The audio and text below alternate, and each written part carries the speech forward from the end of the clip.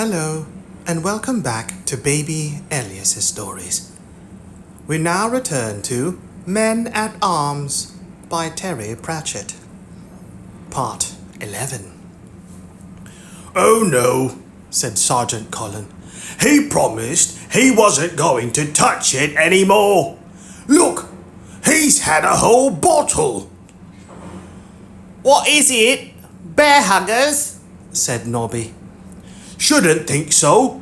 He's still breathing. Come on, help me up with him." The night watch clustered around. Carrot had deposited Captain Vimes on a chair in the middle of the watch house floor. Angua picked out the bottle and looked at the label. CMOT Dibbler's Genuine Authentic Soggy Mountain Dew, she read. "He's going to die." It says 150% proof. "Nah, that's just old Dibbler's advertising," said Nobby. "It ain't got no proof, just circumstantial evidence." Why hasn't he got his sword? Said Angua. Vimes opened his eyes. The first thing he saw was the concerned face of Nobby. "Arf," he said. "Saw! Get it away! Hey!" What? Said Colin. "No more wasps. All go." I think he's a bit drunk, said Carrot. "Drun? I'm not drun. You wouldn't dare call me drun if I was sober." Get him some coffee, said Angua. "I reckon he's beyond our coffee," said Colin. Nobby, nip along the Fat Sally's in Squeeze Belly Alley and get a jug of a special Clatchian stuff. Not a metal jug, mind. Vimes blinked as they manhandled him into a chair. "I'll go away," he said. Bang, bang. "Lady Sybil's going to be really mad," said Nobby. You know, he promised to leave it alone. Captain Vimes, said Carrot. How many fingers am I holding up? How many hands, then? 4? Blimey, I haven't seen him like this for years, said Colin. Here, let me try something. "Want another drink, Captain?" He certainly doesn't need a... Shut up! I know what I'm doing. Another drink, Captain Vimes? I've never known him not to be able to give a loud, clear yes, said Colin, standing back. I think we'd better get him up to his room. I'll take him. Poor chap, said Carrot. He lifted Vimes easily and slung him over his shoulder. Ugh. I hate to see him like this, said Angua, following him into the hallway and up the stairs. He only drinks when he gets depressed, said Carrot. Why does he get depressed? Sometimes it's because he hasn't had a drink. The house in Pseudopolis Yard had originally been a Ramkin family residence. Now the first floor was occupied by the guards on an ad hoc basis. Carrot had a room. Nobby had rooms consecutively, 4 so far, moving out when the floor became hard to find. And Vimes had a room. More or less it was hard to tell. Even a prisoner in a cell manages to stamp his personality on it somewhere. But Angua had never seen such an unlived-in room. This is where he lives, said Angua. Good grief! What did you expect? I don't know. Anything, something, not nothing. There was a joyless iron bedstead. The springs and mattress had sagged so that they formed a sort of mold, forcing anyone who got into it to instantly fold into a sleeping position. There was a washstand under a broken mirror. On the stand was a razor, carefully aligned towards the hub, because Vimes shared the folk belief that this kept it sharp. There was a brown wooden chair with the cane seat broken, and a small chest at the foot of the bed. And that was all. I mean, at least the rug, said Angua. A picture on the wall. Something. Carrot deposited Vimes on the bed, where he flowed unconsciously into the shape. Haven't you got something in your room? Angua asked. Yes, I've got a cutaway diagram of number 5 shaft at home. It's very interesting strata. I helped cut it, and some books and things. Captain Vimes isn't really an indoors kind of person, but there's not even a candle. He finds his way to bed by memory, he says, or an ornament or anything. There's a sheet of cardboard under the bed, Carrot volunteered. I remember I was with him in Filigree Street when he found it. He said, There's a month's souls in this. There's a month's souls in this, if I'm any judge. He was very pleased about that. He can't even afford boots. I don't think so. I know Lady Sybil offered to buy him all the new boots he wanted, and he got a bit offended about that. He seems to try to make them last. But you can buy boots, and you can get less than him. But you can buy boots, and you get less than him, and you send money home. He must drink it all, the idiot. I don't think so. I didn't think he'd touched the stuff for months. Lady Sybil got him onto cigars. Vimes snored loudly. How can you admire a man like this? Said Angua. He's a very fine man. Angua raised the lid of the wooden chest with her foot. Hey, I don't think you should do that, said Carrot wretchedly. I'm just looking, said Angua. No law against that. In fact, under Privacy Act of 1467, it is There's only old boots and stuff, and some paper. She reached down and picked up a crudely made book. It was merely a wad of irregular shaped bits of paper, sandwiched together between card covers. That belongs to Captain. She opened the book and read a few lines. Her mouth dropped open. Will you look at this? No wonder he never has any money. What do you mean? He spends it on women. You wouldn't think it, would you? Look at this entry. 4 in 1 week. Carrot looked over his shoulder. On the bed, Vimes snorted. Ho, ho. There, on the page, in Vimes' curly handwriting, were the words, Mrs. Gafkin, Mincing. Mrs. Gafkin, Mincing Street, $5. Mrs. Skurrick, Treacle Street, $4.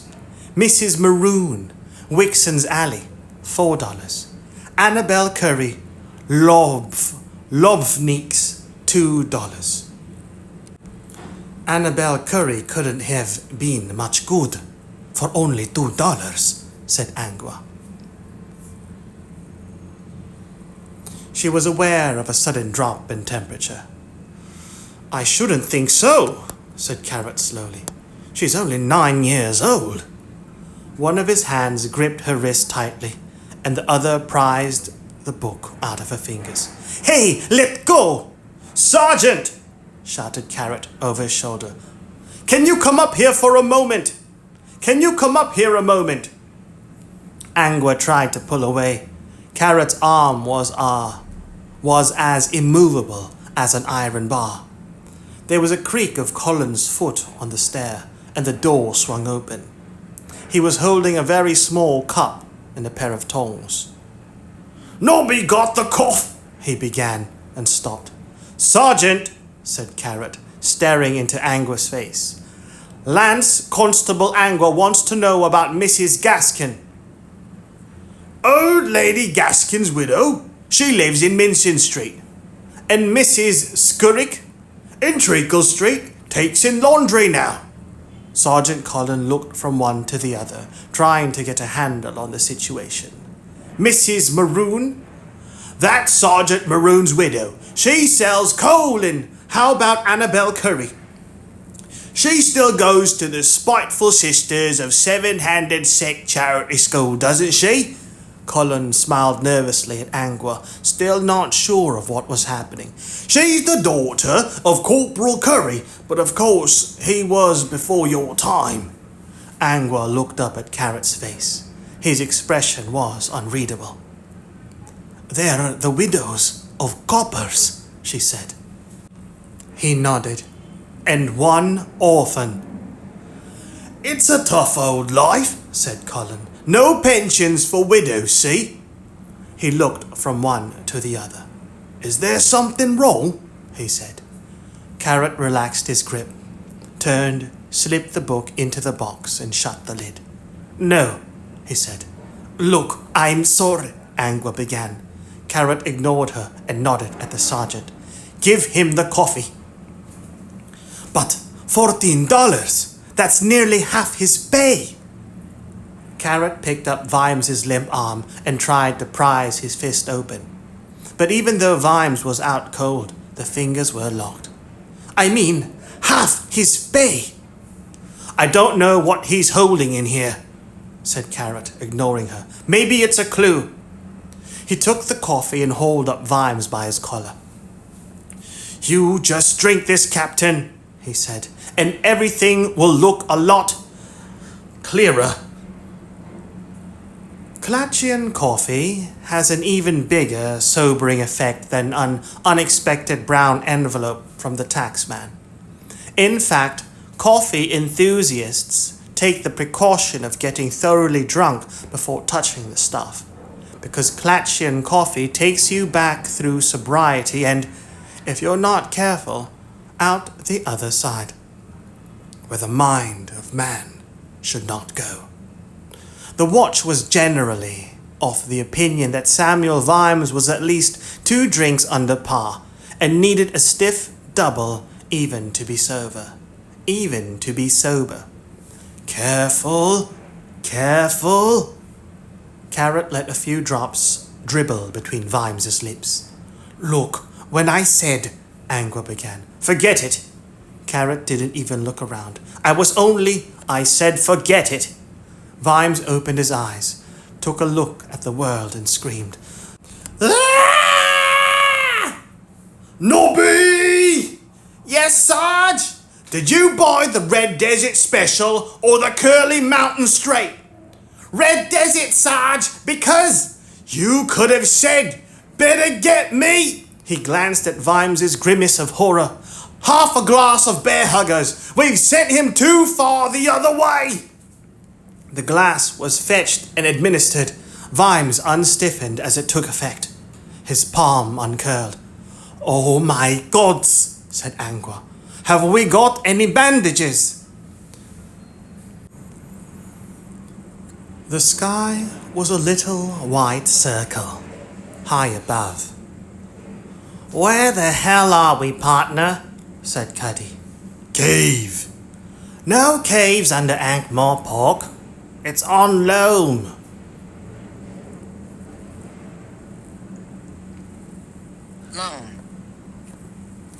Loam, a fertile soil of clay and sand containing humus. Loam. "No caves under Ankh-Morpork. It's on loam." Cuddy had fallen about 30 feet, but had cushioned the fall because he landed on Detritus's head. The troll had been sitting, surrounded by rotting woodwork in, well, a cave, or Cuddy thought, as his eyes grew accustomed to the gloom. A stone-lined tunnel. I didn't do nothing, said Detritus. I just stood there. Next minute, everything going past upwards. Cuddy reached down into the mud underfoot and brought up a piece of wood. It was very thick. It was also very rotten. We fell through something into something, he said. He ran his hand over the curved tunnel wall. And this is good masonry. Very good. How we get out? There was no way to climb back. The tunnel roof was much higher than Detritus. We walk out, I think, said Cuddy. He sniffed the air, which was dank. Dwarves have a very good sense of direction underground. This way, he added, setting off. Cuddy? Yes? No one ever say there tunnels under the city. No one know about them. So? So there no way out, because way out is way in too. And if no one know about tunnels, then it cause no way in. But they've got to lead somewhere. Okay. Black mud, more or less dry, made a path at the bottom of the tunnel. There was slime on the walls too, indicating that at some point in the recent past, the tunnel had been full of water. Here and there, huge patches of fungi, luminous with decay, cast a faint glow over the ancient stonework. Cuddy felt his spirits lift as he plodded through the darkness. Dwarves always felt happier underground. Bound to find a way out, he said. Right. So, how come you joined the watch then? Ha! My girl Ruby, she say. My girl Ruby, she say. You want get married? You get proper job. I not marry a troll what people say. Him no good troll. Him thick as a short plank of wood. Detritus's voice echoed in the darkness. How about you? You. I got bored. Worked for my brother-in-law, Durance. He's got a good business making fortune rats for dwarf restaurants. But I thought, this isn't the proper job for a dwarf. Sound like easy job to me. I had the devil of a time getting them to swallow the fortunes. Cuddy stopped. A change in the air suggested a vaster tunnel up ahead. And indeed the tunnel opened into the side of a much larger one. There was deep mud on the floor, in the middle of which ran a trickle of water. Cuddy fancied he heard rats, or what he hoped were rats, scuttle away into the dark emptiness. He even thought he could hear the sounds of the city, indistinct, intermingled, filtering through the earth. It's like a temple, he said, and his voice boomed away into the distance. Temple. Writing here on wall, said Detritus. Cuddy peered at the letters hacked deeply into the stone. Via Cloaca, he said. Well, now via is an old word for street or way. Cloaca means... He peered into the gloom. This is a sewer, he said. What that? It's like, well, where do trolls dump their rubbish, said Cuddy. In street, said Detritus. Hygienic. This is an underground street just for crap. said Cuddy. I never knew Ankh-Morpork had them. Maybe Ankh-Morpork didn't know Ankh-Morpork had them, said Detritus. Right. You're right. This place is old. We're in the bowels of the earth. In Ankh-Morpork, even the shit have a street to itself, said Detritus, awe and wonder in his voice. Truly, this a land of opportunity. Here's some more writing, said Cuddy. He scraped away some slime. Scrape, scrape, scrape. Ciron the Fourth, me fabricat, he read aloud. He was one of the early kings, wasn't he? Hey, do you know what that means? No one's been down here since yesterday, said Detritus. Now, this place is more than 2,000 years old. We're quite probably the first people to come down here since. Yesterday, said the troll. Yesterday? Yesterday? What's yesterday got to do with it? Footprints still fresh, said Detritus. He pointed.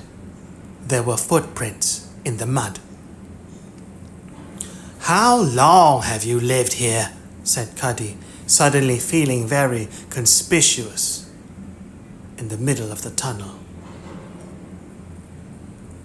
Conspicuous.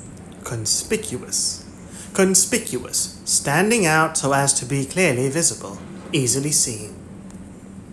How long have you lived here? Said Cuddy, suddenly feeling very conspicuous in the middle of the tunnel. 9 years. That is the number of years I have lived here. 9, said Detritus proudly. It only one of a large number of numbers I can count to. Have you ever heard of tunnels under the city? No.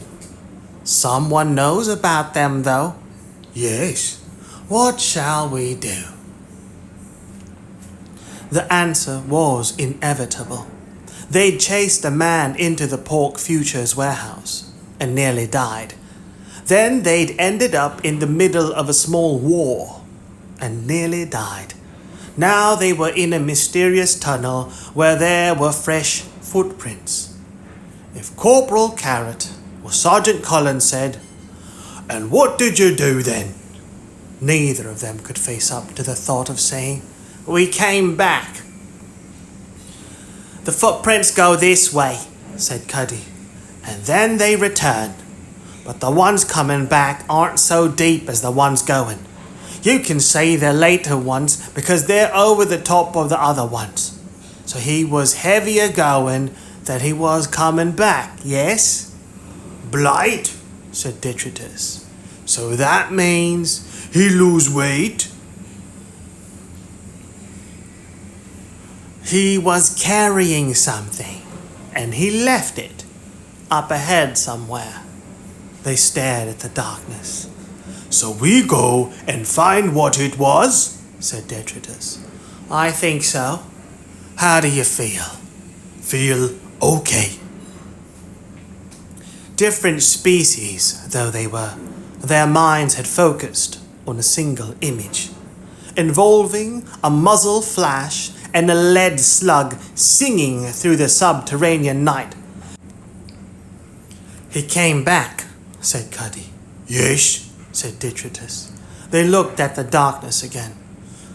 "It has not been a nice day," said Cuddy.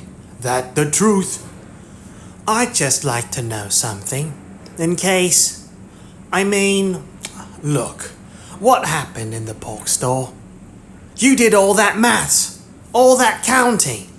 "I don't know. I saw it all." "All what?" "Just all of it. Everything. All the numbers in the world. I could count them all." "What did they equal?" "Dunno. What does equal mean?" They trudged on to see what the future held. The trail led eventually to a narrower tunnel, barely wide enough for the troll to stand upright. Finally, they could go no further. A stone had dropped out of the roof, and rubble and mud. A stone had dropped out of the roof, and rubble and mud had percolated through, blocking the tunnel. But that didn't matter because they'd found what they were looking for, even though they hadn't been looking for it. "Oh dear," said Detritus. "Very definitely," said Cuddy. He looked around vaguely. "You know," he said, "I reckon these tunnels are usually full of water. They're well below the normal river level." He looked back to the pathetic discovery. "There's going to be a lot of trouble about this," he said. "It's his badge," said Carrot. "Good grief! He's holding it so tight it's cut right into his hand." Technically, Ankh-Morpork is built on loam. But what it is mainly built on is Ankh-Morpork. It has been constructed, burned down, silted up, and rebuilt so many times that its foundations are old cellars, buried roads, and the fossil bones and middens of earlier cities. Below these, in the darkness, sat the troll and the dwarf. "What we doing now?" "We ought to leave it here and fetch Corporal Carrot. He'll know what to do." Detritus looked over his shoulder at the thing behind him. "I don't like that," he said. "It's not right to leave it here." "Right. Yes, you're right. But you're a troll and I'm a dwarf. What do you think would happen if people saw us carrying that along the streets?" "Big trouble." "Correct. Come on, let's follow the footprints back out." "Supposing it gone when we come back," said Detritus, lumbering to his feet. "How? And we're following the tracks out, so if whoever it was who put it there comes back, we'll run straight into them." "Oh, good. I'm glad you say that." Vimes sat on the edge of his bed, while Angua bandaged his hand. "Captain Quirk?" said Carrot. "But he's not a good choice." "Mayonnaise Quirk, we used to call him," said Colin. "He's a pillock." Pillock. Pillock. Noun, British informal, derogatory, a stupid person. "He's a pillock." "Don't tell me," said Angua. "He's rich, thick, and oily, yes?" "And smells faintly of eggs," said Carrot. "Plumes in his helmet," said Colin. "And a breastplate you can see your face in." "Well, Carrot's got one of those too," said Nobby. "Yes, but the difference is Carrot keeps his armor polished because he likes nice clean armor," said Colin loyally, "while Quirk keeps his shiny because he's a pillock."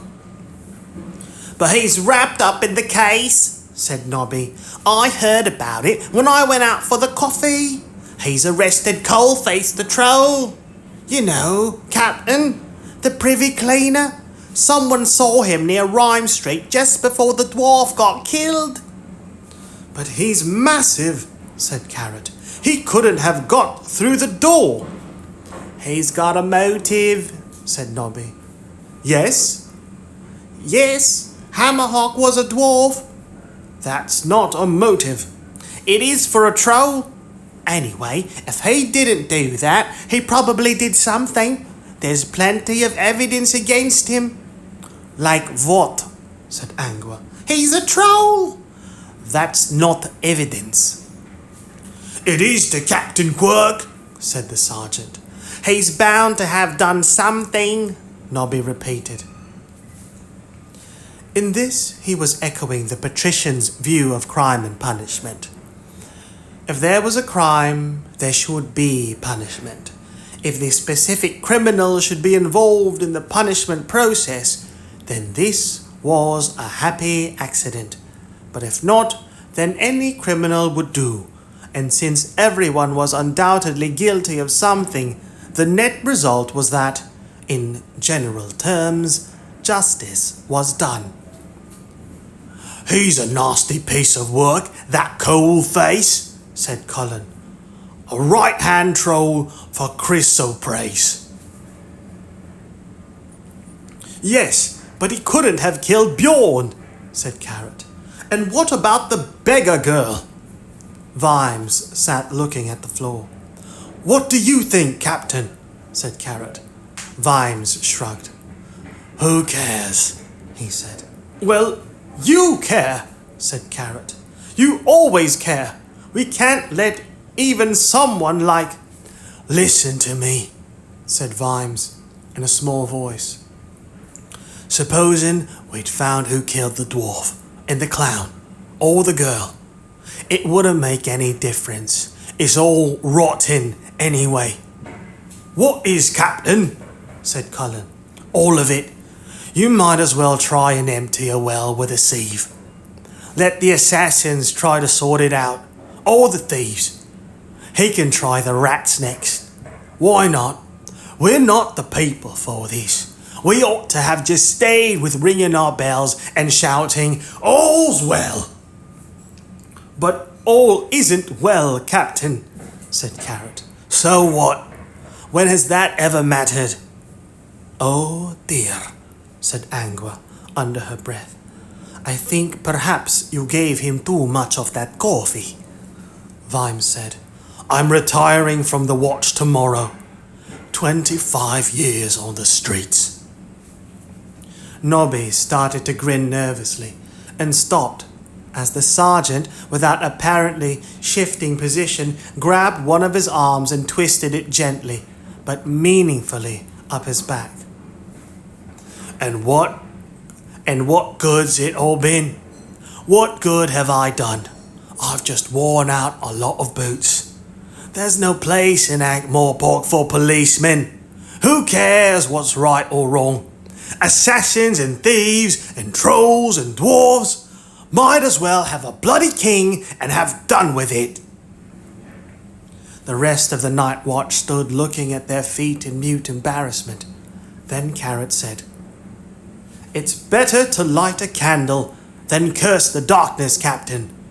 That's what they say. What? Vimes's sudden rage was like a thunderclap. Who says that? When has that ever been true? It's never been true. It's the kind of thing people without power say to make it all seem less bloody awful. But it's just words. It never makes any difference. Someone hammered at the door. That'll be Quirk, said Vimes. You're to hand over your weapons. The night watch is being stood down for a day. Can't have coppers running around upsetting things, can we? Open the door, Carrot. But, Carrot began, that was an order. I might not be any good for anything else, but I can bloody well order you to open the door. So open the door! Quirk was accompanied by 6 members of the day watch.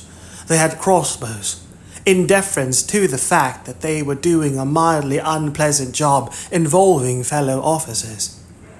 They had them pointing slightly downwards, in deference to the fact that they weren't damn fools. They had the safety catchers off. Quirk wasn't actually a bad man. He didn't have the imagination. He dealt more in that sort of generalized low-grade unpleasantness which slightly tarnishes the soul of all who come into contact with. Many people are in jobs that are little beyond them, but there are ways of reacting to the situation. Sometimes they're flustered and nice. Sometimes they're Quirk. Quirk handled them with the maxim. It doesn't matter if you're right or wrong, so long as you're definite. There was on the whole, no real racial prejudice in Ankh-Morpork. When you've got dwarves and trolls, the mere colour of other humans is not a major item. But Quirk was the kind of man to whom it comes naturally to pronounce the word Negro with 2 G's. He had a hat with plumes in it.